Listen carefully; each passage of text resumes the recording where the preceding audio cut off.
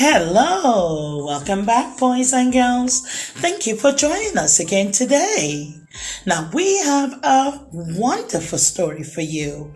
Today's book is called Snotpel, A Tale of Two Tales, written and illustrated by Keri Thompson. Now, this story is about a cute little elephant who gets confused when he realizes that he has a tail on his face. Now, let's see what happens. Let's get started.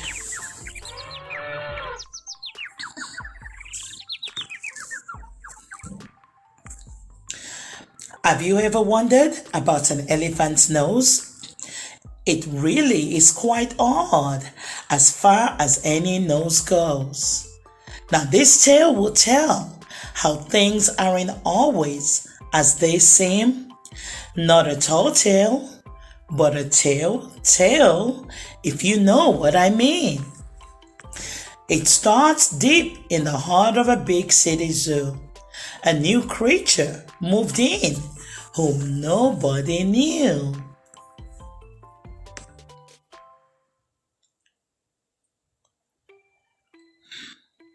His name was Snotpel. It was plainly spelled out. The word on his enclosure sign left little doubt. Yes, Snotpel is a name that is pretty hard to say. It gets your tongue twisted in a backwards sort of way. And although this whole story is a backwards tale, we will just call him T, since it's easier to spell.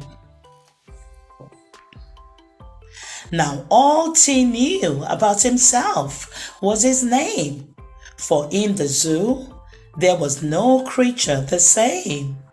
And as he watched the other animals around him play, he became more sad with each passing day. He felt so different and like he was a disgrace. And when he realized that he had a tail on his face, he watched how it wagged around when he walked, and he got in the way when he ate or he talked. And sometimes while he slept, his tail would even toot like the sound of a trumpet in a shameful salute.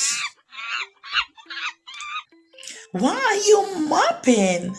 And why must you whine? His neighbor, the monkey, swung down from a vine. My tail is on backwards and it gets in my way. I just want to be normal, he heard T say.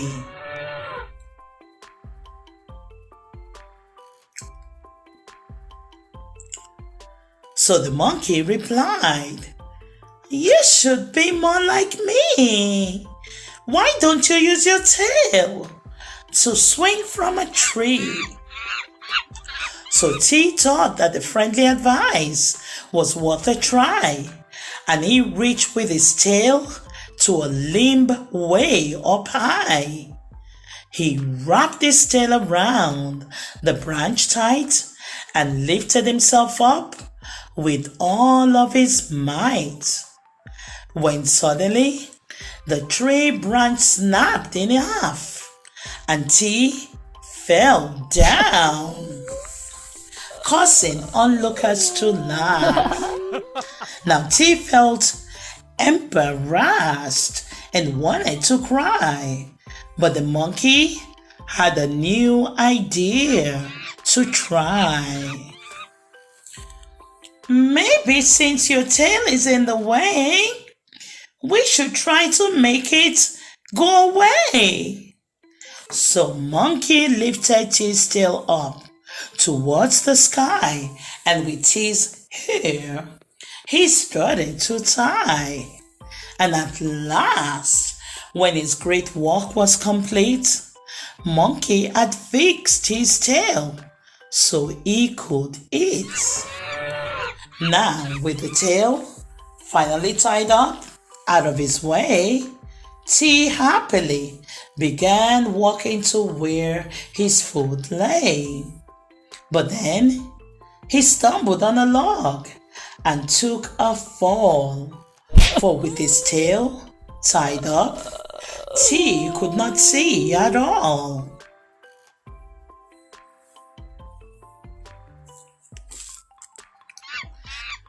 Now the monkey, realizing that his idea had failed, untied the tail as T sat down and wailed.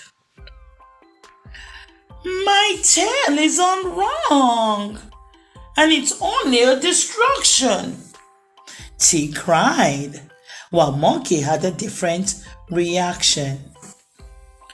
Your tail is one of a kind, the monkey said. Don't see the bad, but find the good instead. And with that thought, the monkey went back home, and T was left to ponder this idea all alone.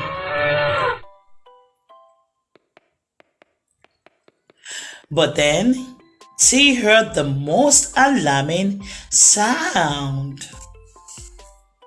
Sirens filled the air with people running around, and they were yelling, Fire! And that's when he saw a big red blaze burning outside the zoo wall.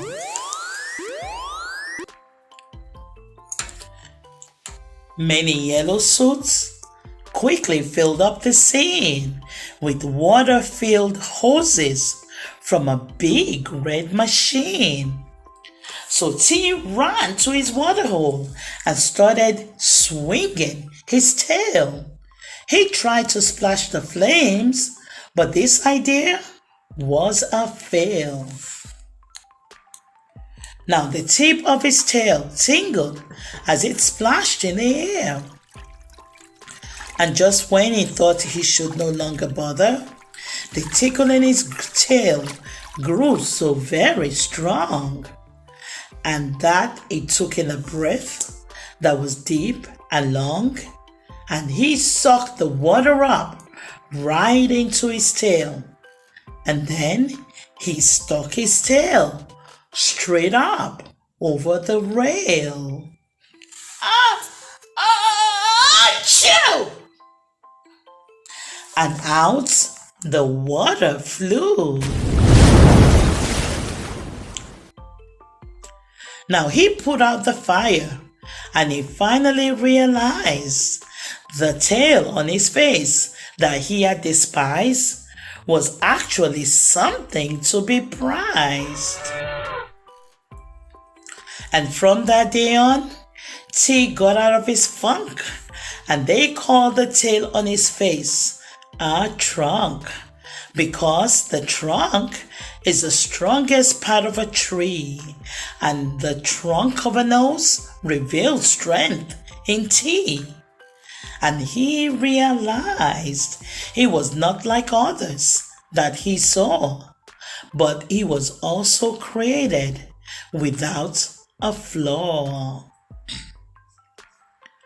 So if you ever feel like something is wrong, or maybe you feel like you do not belong, allow T's lesson to help you through. Always remember, you are perfectly you. The end. What a wonderful story. Thank you for joining us again, boys and girls, for this wonderful story time. We thank you for being here. Thanks for watching. Don't forget to like, share, and subscribe to our YouTube channel. We'll see you soon.